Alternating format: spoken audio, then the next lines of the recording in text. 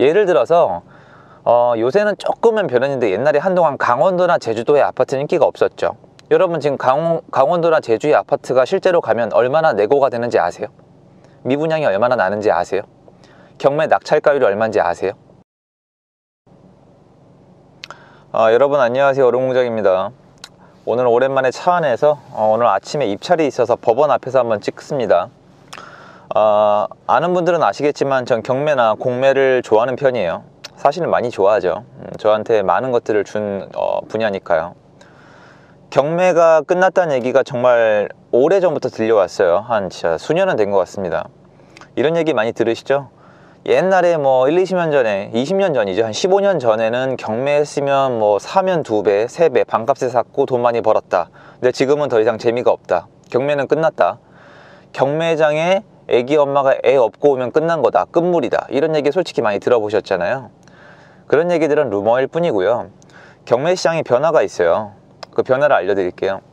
예전에 저희 선배 세대에서 경매를 할 때에는 경매 정보지가 잘 안 돼 있었어요. 여러분이 알고 있는 지지 옥션이나 굿 옥션이나 탱크 옥션이나 되게 많죠, 정보지.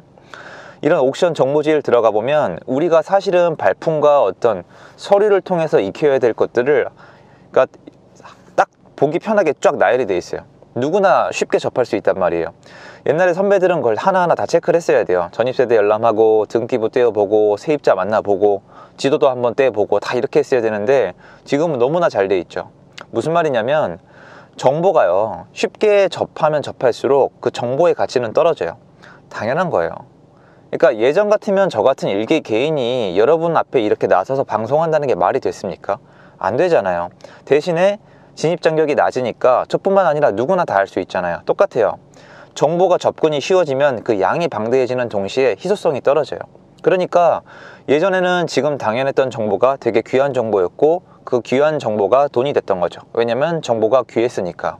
자, 이대로 바꿔 얘기해 볼까요? 지금도 귀한 정보는 돈이 된다는 거예요. 그럼 그 귀한 정보의 기준은 뭘까요? 여러분이 일단 알고 있는 특수물건 중에서 특히 물건이죠. 채권이 아니라 물건인데 등기부 등본에 기재가 안 돼 있는 것들, 유치권이나 뭐 가처분이나 아니면 특히 많이 있는 뭐 선순위 임차인이나 가장 임차인 이런 것들이 있겠죠. 실제로 확인이 좀 어려운, 물건적으로 작용할 수 있는, 추후에 내 소유권에 어떤 영향을 미칠 수 있는 것들에 해당이 되겠죠. 귀한 정보죠. 그거는 정보지에 안 나와 있을 수 있을 가능성이 높으니까 여러분이 직접 알아내면 돈이 됩니다. 자, 또 그리고 뭐가 있을까요? 여러분이 싫어하는 지역, 관심이 없는 지역, 집을 사고 싶어 하지 않는 지역들에 대해서는 정보 또한 귀해요. 어떤 정보가 귀할까요? 이거예요.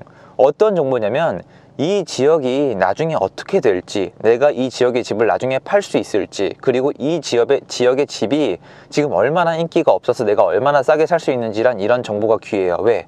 그건 인터넷에 안 나와 있어요. 잘 생각해 보세요. 예를 들어서 요새는 조금은 변했는데 옛날에 한동안 강원도나 제주도의 아파트는 인기가 없었죠. 여러분 지금 강원도나 제주의 아파트가 실제로 가면 얼마나 내고가 되는지 아세요? 미분양이 얼마나 나는지 아세요? 경매 낙찰가율이 얼마인지 아세요? 모르시잖아요. 귀한 정보가 되는 건데 여러분 요새 서울의 집값, 뭐 예를 들어서 대치동의 집값 어떨까요? 뻔하잖아요. 안 깎아주겠죠? 실거래가에 찍혀있는 게 신고가겠죠? 호가는 더 높겠죠? 뻔하잖아요. 여러분 벌써 알고 있잖아요. 그건 귀한 정보가 아니에요.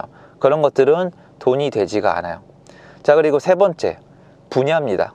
여러분 아파트 좋아하시니까 아파트 가격은 다 편하게 찾죠. 뭐 호갱노노나 뭐 실거래가 가면 다 나와 있잖아요. 근데 여러분 길가에 나와 있는 건물이나 토지나 뭐 기타 등등의 다양한 상품의 부동산들 실거래가 아세요? 당장 여러분 집 앞에 있는 1층 아파트 상가 있죠. 상가 15평짜리 한 칸에 얼마인지 아세요? 세 얼마인지 아세요? 세금 얼마인지 아세요? 모르시죠? 벌써 정보가 귀하네요. 그럼 여기서부터 돈이 돼요.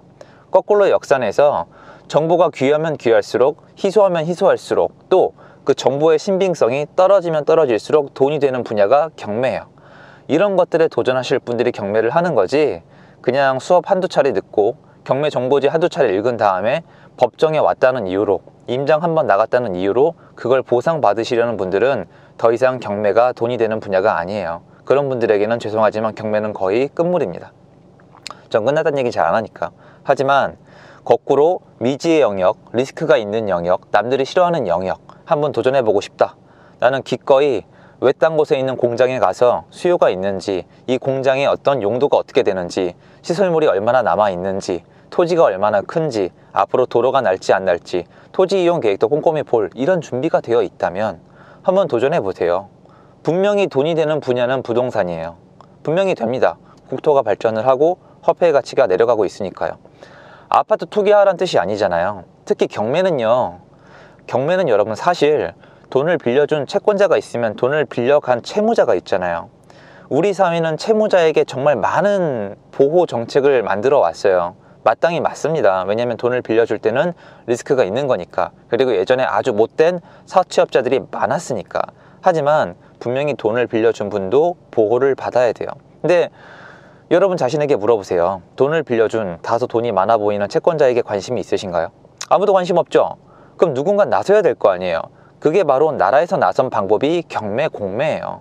아시겠죠? 그러니까 경매 공매에 참여는 사회적으로 굉장히 필요한 부분임이 나라에서 입증이 된 것이고, 선진국 유럽과 미국에서 경매로 지분을 사는 건 대단히 흔한 일이에요. 그러니까 여러분이 경매를 할 때 누군가를 괴롭히거나 못된 짓을 한다는 생각은 안 하시는 게 좋고요. 오히려 거꾸로 공부가 안 된 상태에서 잘못하면 정말 망하시는 수가 있습니다. 공부를 꼭 하셔야 되고요. 또한 경매는 공부해보시면 자신의 재산을 지키는데 굉장히 좋아요. 등기부 등본을 보는 방법에서부터 어떤 채권 채무 관계가 어떻게 되는지, 변제 관계가 어떻게 되는지, 소송이 어떤 분야가 있고 얼마나 걸리는지 등등 굉장히 많은 분야가 토탈 다 녹아있는 게 경매입니다. 그래서 굉장히 좋은 분야이고 저는 공부를 반드시 하셨으면 좋겠어요. 저는 심지어 입찰을 해서 집을 안 사더라도 경매의 간단한 지식은 아이들에게 필수적으로 교육이 됐으면 좋겠다고 생각할 정도예요. 뭐 돈 벌자 이런 뜻이 아니고요. 전세 사기 이런 거를 방지할 수 있지 않을까 싶어요. 전세 사기 방지가 상당 부분 되지 않을까. 상담할 때 신혼부부 빌라 전세 사기 치는 분들 솔직히 제가 잡아서 때리고 싶거든요. 정말 나쁜 사례인데 막을 수 있었던 사례가 너무 많아요. 그래서 그런 거 보면 많이 안타까워서 그런 걸 좀 알면 좋지 않았을까라는 생각을 합니다. 저는 이제 법원 들어가서 제가 할 일을 해야 되기 때문에 영상은 약간 여기서 마무리를 하겠고요. 도전하는 여러분 되게 많이 응원을 드려요. 여러분 그리고 경매 안 끝났습니다. 안 끝났어요. 여러분이 노력하는 만큼 가져갈 수 있는 분야고요. 뭐 그렇다고 저한테 경매 교육 들으라는 뜻도 아닙니다. 그냥 그렇다고요. 알려드리고 싶은 거고요. 제가 아무리 이렇게 얘기해봤자 뭐 100명 중에 한두 분 하실까요? 그러니까 편안하게 말씀을 드릴게요. 최소한 뭐 안 하실 분들은 욕이나 안 하셨으면 좋겠습니다. 본인이 안 하는 거에 대해서. 경매는 누군가한테 피해를 주는 게 아니에요. 여러분 돈 꿔준 다음에 못 돌려받으면 얼마나 억울하시겠어요? 생각해 보셨어요? 돈을 친구한테 1000만 원을 꿔줬는데 저당을 잡고 이거 못 돌려받아요. 근데 나라가 도와주겠대요. 그럼 좋죠. 그건 좋으면서 경매 입찰에 참여하는 분들을 욕하는 건 앞뒤가 전혀 맞지 않는 거예요. 결국 법원도 어떤 법인, 국가를 대신하는 하나의 기관에 불과하거든요. 자, 오늘 이제 단풍이 많이 들었어요. 뭐 여러분 공부하고 싶으시면 밖에 돌아다니기 좋은 날씨라고 생각을 하고요. 물론 지금 질병 조심하시고 접촉 조심하셔야 되겠지만요. 여러분 오늘 행복한 하루 되시고요. 영상 봐주셔서 감사합니다. 힘내세요. 감사합니다. 여러분 안녕하세요. 어롱무장입니다. 법원 내에선 촬영이 금지되어 있어서 목소리만 남겨요. 저 오늘 입찰해서 지금 2등을 했는데요. 제가 지금 2등 하자마자 바로 왜 찍냐면, 많은 분들이 저한테 물어보세요. 뭐 너는 이제 많이 하니까 2등을 해도 아무렇지 않지 않냐, 쿨하지 않냐는데 그게 아니고요. 저도 이제 낙찰을 못 받으면 힘이 빠지고, 특히 좀 원했던 건데 2등 3등 하면 짜증도 나고, 그리고 2등이랑 차이가 커도 신경이 쓰여요. 근데 계속 하다 보면 좀 나아지긴 하는데, 사람이기 때문에 당연한 부분이란 거 꼭 말씀드리고 싶고, 제가 시간이 지나서 얘기하면 또 멋있는 척, 있는 척, 뭐 쿨한 척 하면서 얘기할 것 같아서 지금 얘기를 해요. 1등 받으신 분이랑 얘기를 좀 해보고 싶은데 지금 없어지셔가지고, 이건 중요해요. 1등 하신 분이랑 얘기를 해보면 왜 그 가격을 썼는지, 어떻게 세팅할 건지, 어떤 용도로 쓰실 건지 물어보면 좋을 것 같은데, 제가 봤을 때는 나중에 가보면 알겠지만 실제로 그 부동산을 이용하실 분 같아요. 나중에 한번 가보면 가치가 있을 것 같은데, 제가 나름 참 괜찮은 물건이라 생각했던 분야인데 잘 안 돼서 많이 아쉽고요. 어쩔 수 없겠죠. 어쩔 수 없지만 다음이 또 있는 거니까, 뭐 한도 끝도 없이 욕심을 내면 안 되는 거니까 그렇게 생각을 합니다. 그래서 여러분도 경매할 때 한두 번 도전해서 된다고 생각하지 말고 경험을 쌓는다. 하지만 경험을 쌓되 내가 원하는 건 가져오겠다는 태도가 어느 정도 밸런스가 잘 맞아야 돼요. 그러니까 낙찰을 받아야겠다는 것과 내가 한번 경험을 해보겠다는 게 밸런스가 맞아야지 무조건 낙찰을 받겠다 그러면은 나중에 패배하시는 수가 있어요. 낙찰한다고 승리가 아니에요. 수익이 나야 승리입니다. 자, 그리고 그렇다고 경험만 중요시해서 무조건 뭐 나는 뭐 내가 상상하는 대로만 쓰겠다. 그러면 어떻게 되겠어요? 맨날 보호만 들락날락거리고 손에 남는 게 하나도 없는 거예요. 굉장히 안 좋은 사례로 남겠죠. 그런 분들 주변에 많아요. 시간만 지나갑니다. 시간도 돈이에요. 그러니까 도전하겠다, 경험을 쌓겠다, 그거랑 낙찰을 반드시 받겠다랑 밸런스를 맞춰 가셔야 돼요.